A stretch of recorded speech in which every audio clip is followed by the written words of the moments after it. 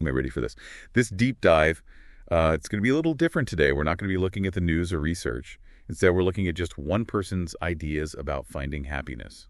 You know, those little things we find in everyday life, like finding those sparks of joy hidden in plain sight. It's kind of like a treasure map, but Mhm. instead of a big X marking the spot, it's more like, hey, take a closer look at your Tuesday afternoon. I think the interesting part is how looking at just one person's day-to-day moments can help us learn something, Yeah. about what makes us happy, what makes us tick, what makes life good for everybody. Yeah. We're really diving deep today into this one person's responses Yeah. about what makes them happy, things that brighten their day, all those little things that we usually just don't even notice. And what's great about this is that it helps us connect with the human experience on a really personal level. We're not talking about, you know, ideas about happiness, but real life, relatable experiences. Okay, so the first thing that I saw that really stood out to me was this person has a gym crush. But here's the thing, they don't actually talk to them. They just like seeing them at the gym. This Jim Crush paradox shows us how our brains are wired to connect with other people. It's not about romance, really, but the feeling of familiarity, that shared experience. So it's like, hey, that person gets it. They're here working out just like me. Exactly. There's actually something called the mere exposure effect. It basically says that just seeing something or someone over and over again makes you like it more. It's like our brains are saying, this is familiar and safe, this is good. Yeah, I get that. Yeah. Week after week, you see the same people struggling through the same workouts, and you start to feel like you're all part of something, like a little tribe, a silent support group or something. And that need to connect with other people, to belong, is a really deep part of being human. Even these small little interactions where you don't even talk can make you feel better and like you're part of a community. Makes you think about all the places where we might be having these small connections without even realizing it. You know, like the barista who knows what you always order, or someone you see walking their dog in the park every day. You're right. These little interactions can actually have a big impact on our mood and how much we feel like we belong. All right, next up is this pre-meal ritual. I thought it was really interesting. This person puts on upbeat music, specifically this artist, Shasibi, and then does sit-ups 30 minutes before every meal. What's interesting about this is that they're trying to create a positive feeling, like on purpose. They're basically connecting working out with looking forward to eating something delicious. Like they're hacking their own reward system. So it's not just about the food, but about the whole experience. They're making something ordinary into something more mindful and enjoyable. Yeah. The exercise, the burn from doing sit ups, it gets linked to the pleasure of the meal that's coming. It's like they're building this cycle where looking forward to something makes it even better. I bet listening to good music makes those sit-ups easier too. Of course, music has such a big effect on our mood and how motivated we are. This reminds me about what I do before dinner. I always light a candle while I'm making dinner. It's not a big thing, but it tells me that it's time to relax and enjoy a good meal. It's about having these little things that make everyday life better. It makes you wonder, what little things do you do without thinking to make yourself happier or to add meaning to your day? So this next thing really hit home for me. It's the idea that being comfortable can be a kind of pleasure. This person actually finds joy in things being consistent, routine, having a sense that things are in the right place. It's a great reminder that pleasure doesn't always have to be about something new or exciting. There's a deep satisfaction in things that are familiar, predictable, things being in order, especially in a world that often feels chaotic. I think a lot of times we don't see the pleasure in simple things. Those times when everything just clicks. Yeah. You know, like your morning coffee routine or getting into your comfy pajamas, that feeling of having a clean and organized space. Exactly. This isn't about just settling or being complacent. It's about appreciating those grounding moments that bring you a sense of peace and contentment. Makes you wonder if maybe we're so busy chasing after the next big thing that we don't see the beauty and pleasure in the simple things that are right there in front of us. But we live in a culture that's all about being busy and achieving things. But maybe real happiness comes from finding a balance between working hard and enjoying life. I like that, the balance between working hard and enjoying life. Okay, on to something I thought was really insightful. This person talks about doing something new, recording their answers out loud instead of writing them down, and they have a hard time with the word truly when they're describing how much they enjoyed it. It's called the truly enjoy conundrum, and it really shows us how complex it is to express yourself and how we feel about being genuine. It's like We feel this pressure to make our experiences seem bigger or more important than they really are. It's like we're so used to trying to make things sound better than they are. Like we're afraid to just say, hey, I enjoyed that, without trying to prove how much we enjoyed it. Yeah, and needing to qualify your emotions all the time can actually disconnect you from how you really feel. Maybe sometimes enjoy is enough. Maybe you don't always have to add truly to make your feelings valid. It's a good reminder to be kinder to ourselves and to let ourselves experience joy without overthinking it or judging ourselves. It's about accepting the whole range of your emotions, even the simple ones, like enjoying something. Okay, so let's talk about how this person uses things like food, music, and art to boost their mood. It's not about changing their mood, but more about going with it. This is a perfect example of controlling your emotions in a healthy way. Instead of forcing themselves to feel something else, they're using things around them to support and amplify how they already feel. So if they're happy, they'll listen to something upbeat and eat something delicious. And if they're feeling more thoughtful, they might listen to something more mellow and do some art. Right. It's about understanding that every emotion is okay and finding good ways to process and really experience them. It's like saying, hey, this is how I'm feeling right now, and that's okay. Now, how can I support myself in this moment? Being aware of your own emotions like that is really powerful for self-care and personal growth. It makes you think about how many different ways we can use things in our environment to make ourselves feel better. It's not about denying your feelings, but finding good ways to work through them. It's about realizing that we're not just controlled by our emotions, we can actually shape them and change how they affect us. Let's be honest here. This person admits that they struggle with making pleasure a priority, especially when they're busy. They tend to put self-care on the back burner until everything else is done. A lot of people struggle with this. We live in a world where being busy and getting things done is praised, and it makes self-care seem like a luxury or something you do as a reward instead of something you need. Yeah, it's like we've been taught that we have to earn our downtime, that we can only take care of ourselves after we've done everything else on our to-do list. If we want to be truly healthy, we need to change that way of thinking. Self-care isn't a reward, it's a necessity if you want to live a fulfilling and sustainable life. So how do we stop putting everything else before our own well-being?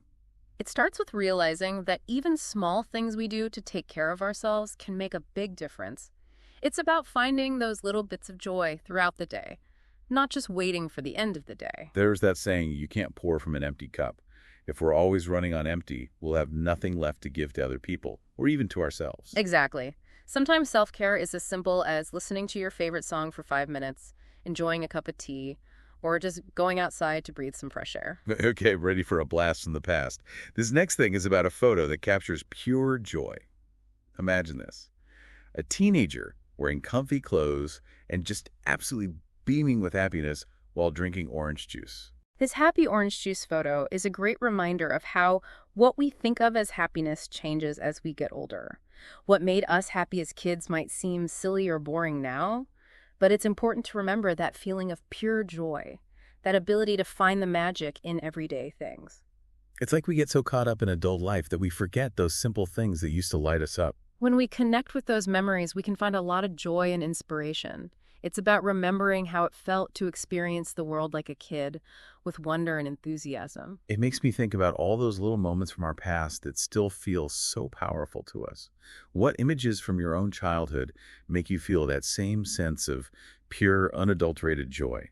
What can we learn from those younger versions of ourselves? Maybe it's reminding us to approach life with more playfulness, curiosity, and just being open to new experiences. All right, last one, but definitely not least, we have to talk about this unexpected recommendation for a hobby. Get this. This person loves what they call cringy and trashy isekai manga. Now, for those of you who don't know what that is. It's a type of Japanese fantasy comic, usually about someone being transported to another world. They often have themes of time travel and second chances. Right. I had to look it up myself. But that's what's so great about this deep dive.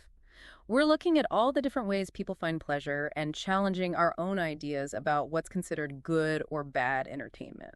It's like they're telling us it's okay to enjoy things that we secretly like, things that might not be considered highbrow or sophisticated. Exactly. And being open to different types of pleasure can be really freeing. It's about expanding what you enjoy and being open to being surprised and finding happiness in unexpected places. I think we're sometimes too quick to say no to things without even trying them, especially if it's something different than what we're used to. Who knows? Maybe that cringy and trashy manga series could be full of unexpected joy and escape. Maybe it's time to be more curious about the things we've always dismissed. There might be a whole world of delightful experiences waiting for us just outside our comfort zone.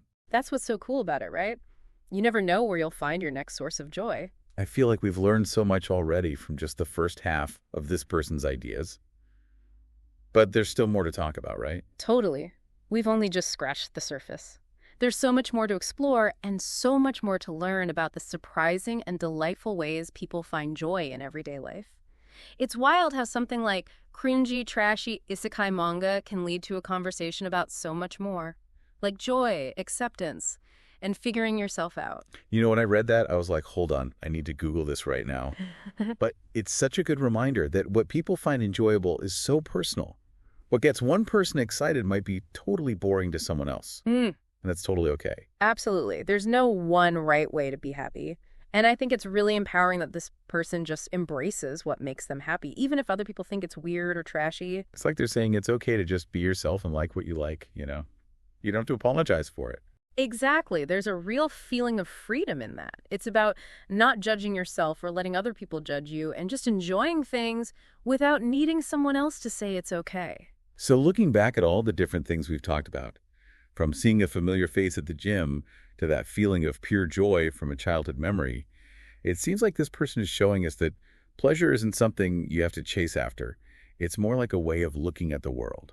That's a great way to put it. It's about learning to see and appreciate the little things, the everyday moments that make you happy. It's about enjoying that first sip of coffee in the morning, that feeling of having a perfectly organized drawer, noticing how the sunlight looks when it shines through the trees when you're out for a walk. And it's about recognizing all of your emotions, the good and the bad. The times when you feel quietly content and the times when you feel pure joy. This person isn't afraid to embrace all of it, the messy parts and the beautiful parts, the ups and downs. I think there's something really beautiful about that. Absolutely. It's about accepting everything about being human, all the complicated and contradictory parts, and finding the joy in each moment. This has been such a thought-provoking deep dive. I mean, who would have thought we could learn so much about happiness just from one person talking about finding joy in their everyday life? It's like they've given us a peek into how happiness actually works. And what's interesting to me is that it's not about doing something big or having these amazing experiences. It's about the simple, everyday things that make up our lives. It's about finding the magic in the everyday things, the joy in the journey. It's about realizing that you have the power to choose joy, to create it in your life, even when things are tough. And maybe it's also about giving yourself permission to be a little weird sometimes, to enjoy the things that make you happy, even if other people think they're silly or not cool enough. Because in the end, the only definition of joy that matters is your own. I like that. Okay, as we're finishing up this episode, I want to leave our listeners with a question. Remember that picture of pure joy drinking orange juice? What image from your own past captures that same feeling for you? What simple thing from your childhood made you feel that much joy? And what can you learn from that younger version of yourself? It's like we were given this amazing guide to joy. Not like a set of rules, but like a collection of personal stories that remind us to pay attention to what really matters. And the best part is how it encourages us to figure out what joy means for ourselves, you know? It's not about trying to be happy like everyone else, but finding what truly makes you happy. Yeah, it's like we can make our own playlist for happiness. A mix of songs that are familiar and comforting, and then some new, unexpected songs that we end up loving. And it's like that playlist is always changing as we grow and change, too. It reflects all the different experiences and things we like. Thinking back to everything we've talked about, it seems like this person is showing us that finding pleasure is really about getting to know yourself better. It's about noticing those little things that bring you joy, like the smell of coffee in the morning or the feeling of the sun on your skin. It's about enjoying the things you do every day, those things that make you feel grounded and peaceful. And it's also about trying new things, challenging yourself to go beyond what you're used to and see what else makes you happy. This person's story reminds us that joy isn't something you find at the end of a journey. It's something you experience along the way. Yeah, it's a choice to appreciate those little happy moments, to be thankful for the everyday things, and to be curious and open to new experiences. It's about making time for those moments, even when life is busy and chaotic, and realizing that taking care of yourself is important. Because when you take care of yourself, you have more to give to other people. You're able to be more creative and do more things. And you experience the world in a more positive way. This deep dive has been awesome.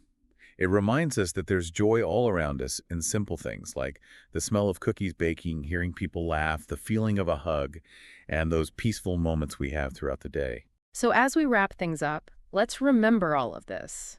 Let's pay more attention to the things that make us happy. Let's make time for those things. And let's be open to all the unexpected ways we can find joy. Let's remember that we all have the power to find joy. It's a gift we can give ourselves every single day. Until next time, keep looking for those moments that make life really special.